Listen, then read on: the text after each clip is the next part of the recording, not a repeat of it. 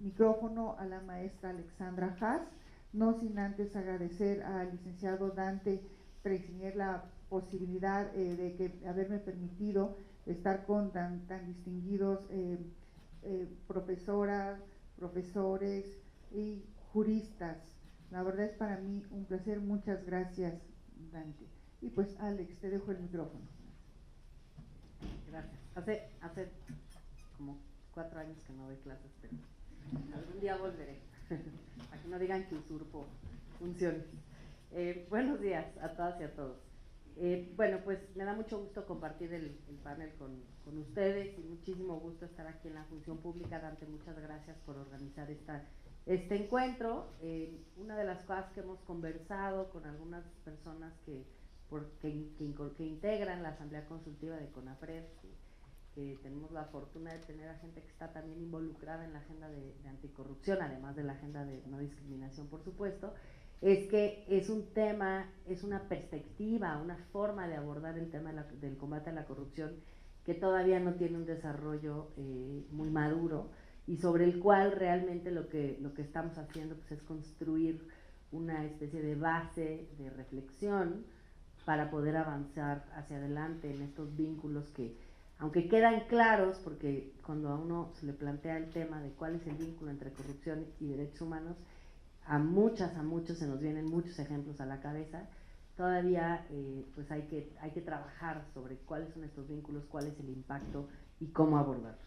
Yo quisiera empezar, bueno, mi intervención de hoy o en este momento se va a basar en 3 cosas. Primero, definir qué es lo que entendemos por discriminación, que me parece que siempre es lo primero sobre lo cual hay que hablar. En segundo, repasar algunas evidencias del impacto que tiene la corrupción sobre derechos humanos en general, aunque claro, supongo y asumo que lo hará muy bien el colega de la CNDH. Y en tercer lugar, destacar algunos indicios sobre el efecto que tiene la corrupción en la no discriminación y en la igualdad. Después de eso cerraré con algunas propuestas para la agenda futuro y bueno, pues ya veremos si estas son recogidas y consideradas como valiosas por mis acompañantes en el panel. En primer lugar, la definición jurídica de discriminación se compone de 3 elementos principales. Lo primero es que es una acción u omisión que distingue, excluye o limita a ciertas personas sin ninguna razón válida, ¿no? Es una distinción, una acción u omisión que distingue, excluye o limita, insisto, sin ninguna razón válida. En segundo, es decir, que hay un trato diferenciado. En segundo lugar, un acto es discriminatorio cuando genera una violación a al menos un derecho humano. No es en sí mismo un acto discriminatorio, sino que justamente este trato desigual tiene impacto sobre el ejercicio de un derecho. Y tercero, es discriminatorio cuando se basa en algún motivo prohibido de discriminación. Se dice categoría sospechosa, categorías históricamente discriminadas, como es la discapacidad, el género, la orientación sexual, el origen étnico, el tono de piel, la condición socioeconómica, la condición de salud y todas las demás que están incluidas en la Constitución y en los tratados internacionales. Ahora, como lo vemos en CONAPRED, es que la discriminación es mucho más que los actos individuales de restricción de un derecho, ¿no? Desde luego eso ya es discriminación. Un acto individual es un acto discriminatorio, pero también invitamos a reflexionar acerca del carácter estructural que tiene la discriminación. Y en ese sentido, quisiera darles muy rápido 6 características centrales para entender la discriminación estructural. En primero, es un fenómeno recurrente. Los actos discriminatorios no suelen ser hechos aislados, por eso hablamos de categorías históricamente discriminadas, porque son actos recurrentes que se dan una y otra vez, y cuando vemos un caso individual, lo que vemos es un patrón, digamos, un ejemplo de un patrón que se reitera en el tiempo. En segundo lugar, ya me perdí, perdón, aquí estoy.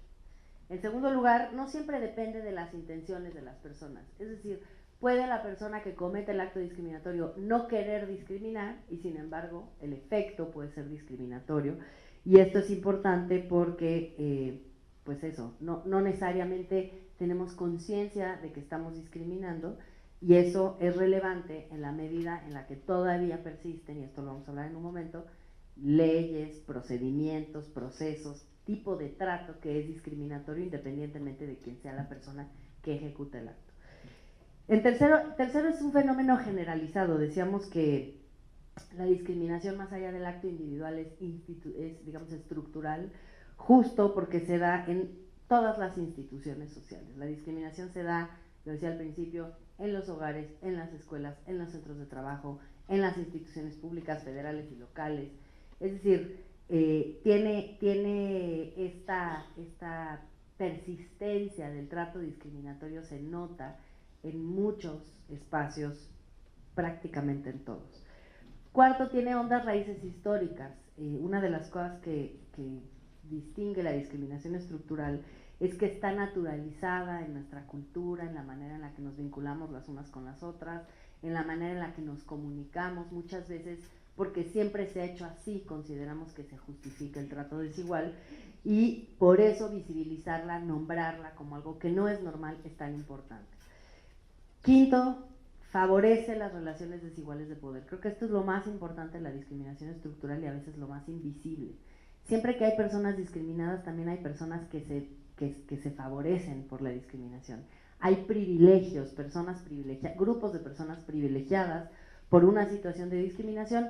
¿Por qué? Porque el poder es finito, el poder económico, el poder político, son poderes finitos, y cuando hay personas que se benefician, digamos, cuyos derechos se ven limitados por la falta de acceso a ciertos recursos, a cierto poder, pues hay otros grupos de población que se benefician de esas relaciones desiguales de poder. Y eso hay que nombrarlo también, porque muchas veces de ahí viene la resistencia al cambio. Y finalmente, siempre implica una vulneración de derechos. Esto lo decía al principio, desde el empleo digno, el acceso a la seguridad social, la salud, la educación, el derecho a la vivienda, el derecho a una vida libre de violencia. Todos estos son cualquier derecho humano se puede ver limitado, la falta de acceso a la justicia desde luego, por los actos discriminatorios. ¿Qué sabemos del impacto que tiene la corrupción sobre los derechos humanos? Bueno, en principio a nivel internacional sí existe un consenso. La corrupción tiene un efecto desfavorable en el ejercicio y goce de los derechos humanos, y diversos mecanismos que voy a sintetizar en un momento explican esta relación. En primer lugar, algunos actos de corrupción pueden dar paso a que se realicen actos ilegales con consecuencias negativas sobre los derechos humanos. El mejor ejemplo de ello es la aprobación, por ejemplo, lo que Norma Inés recuperó ahora, sin consulta, de un megaproyecto de desarrollo que genere el desplazamiento forzado de una comunidad, lo cual vulnera los compromisos internacionales de México en esta materia, ¿no? Ahí con mucha claridad lo que vemos es todo un proyecto concebido desde una lógica en la cual un grupo de población no tiene los derechos que están consagrados en el convenio 169 de la Organización Internacional del Trabajo y del cual es parte México, las comunidades y pueblos indígenas que tienen derecho de, por ejemplo, el desarrollo económico autodeterminado, el derecho al acceso a los recursos naturales, derechos colectivos sobre la tierra. Cuando se toma una decisión de establecer un megaproyecto en tierras que son de un pueblo o una comunidad indígena y no se hace una consulta previa, libre e informada, lo que se está haciendo es vulnerar muchísimos derechos humanos de esa comunidad, y decimos que es discriminatorio porque pues difícilmente se tomarían este tipo de decisiones sobre derechos a la propiedad privada de actores económicos de otra índole, ¿no? Entonces vemos un trato desigual. Yo creo que si llegara un gobierno a establecer un gran proyecto de infraestructura sobre un territorio propiedad de una gran empresa transnacional, difícilmente lo podría realizar porque se defendería jurídicamente, vocalmente y con mucha resistencia e indignación, ¿no? Y sin embargo, sobre los pueblos y comunidades indígenas, pues se hace de manera, digamos, se hace con frecuencia y no se consulta de manera apropiada. Y decía, agregaba Norma Inés, de buena fe. Yo creo que eso es parte de lo que más importa, que la consulta libre, previa e informada sea una consulta que sí lleve a tomar decisiones que tengan impacto sobre el proyecto y no nada más como una formalidad para cumplir con un requisito, ¿no? En segundo lugar, hay actos de corrupción que exigen a las personas hacer alguna especie de pago para poder ejercer sus derechos, ¿no? Este es el tema de la extorsión, donde una autoridad exige algo a cambio de que te otorguen un servicio, ¿no? Que es una obligación del Estado generar. Algunos ejemplos son, por ejemplo, cobro de cuotas para acceder a servicios educativos o de salud adecuados, eso lo hemos escuchado mucho, y la exigencia de pagos para, por ejemplo, interponer una denuncia, continuar con un proceso o permitir el acceso a expedientes. Desafortunadamente, en muchos ámbitos del Estado sí vemos que hay de manera consistente un cobro que además esto hay que analizarlo con mucho más detalle y posiblemente generar estudios más precisos al respecto, pero un cobro que puede ser mayor para las personas que están en condiciones socioeconómicas de desventaja, para las personas que tienen menos acceso a mecanismos de denuncia.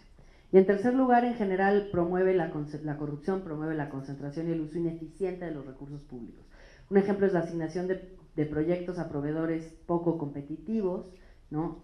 O la creación de obras públicas que en realidad no son necesarias, lo cual genera servicios de poca calidad y representa una inversión poco eficiente. Y desde nuestro punto de vista, uno de los grandes temas al que nos hemos enfrentado en la lucha por la igualdad es el tema de la falta de recursos, ¿no? Nos dicen, por ejemplo, que es difícil incorporar a las trabajadoras del hogar al servicio, al seguro social porque no hay recursos suficientes, ¿no?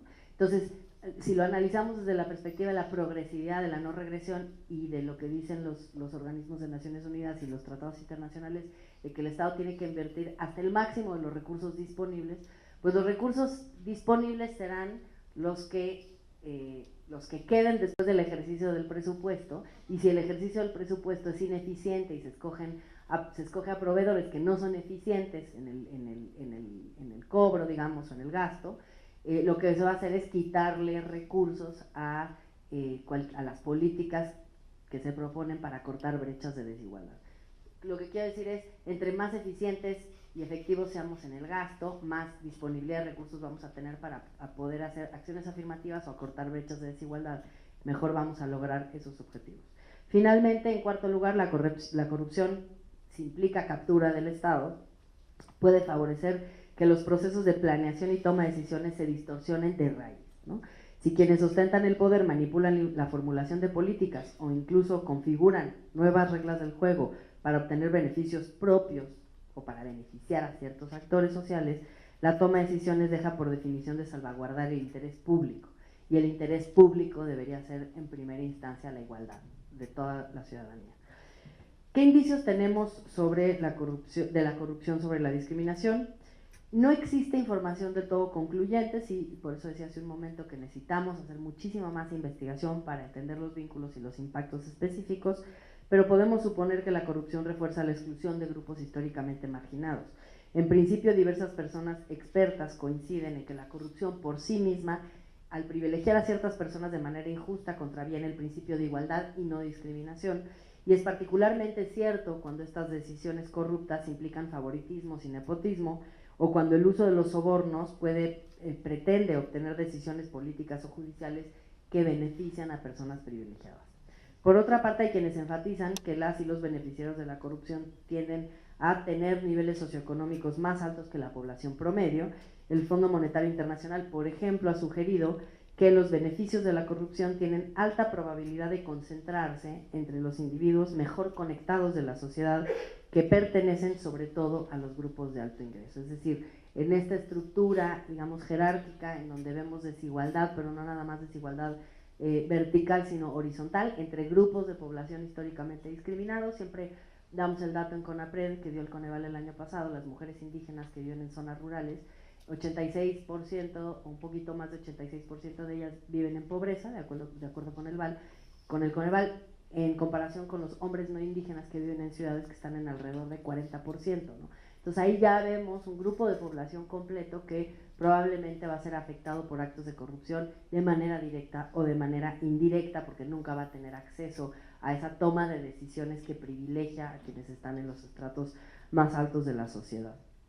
Además, se ha señalado que los fenómenos como la extorsión tienen un costo relativamente mayor para las personas con mayores carencias, esto lo decía hace un momento, En 2010, según un análisis de Transparencia Mexicana, los actos de corrupción en México representaron como un impuesto adicional de alrededor de 14% sobre los ingresos de los hogares, pero de 33% para quienes viven con un salario mínimo, es decir, que es más de lo doble para quien menos tiene.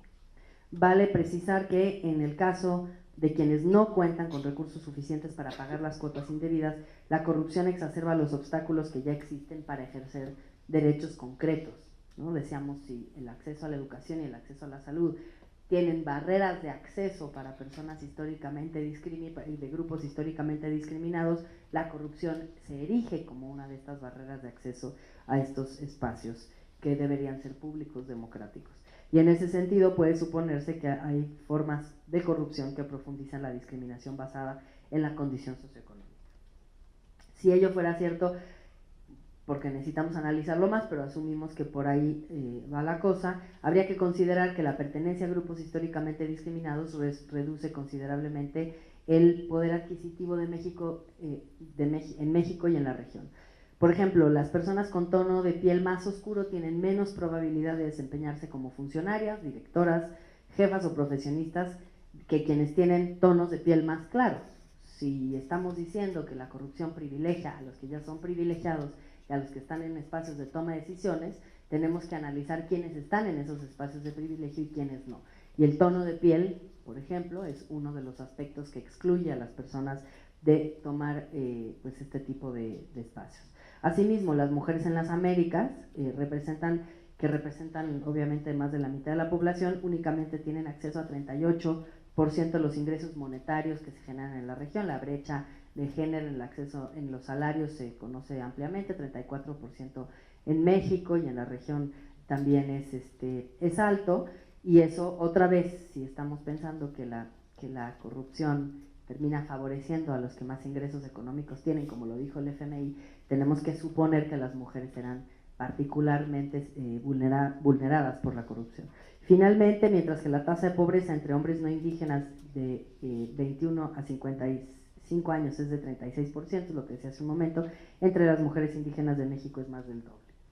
Consideraciones similares deben estar presentes ante la evidencia de que la corrupción puede afectar la política social, que tiende a dirigirse a los grupos más desfavorecidos.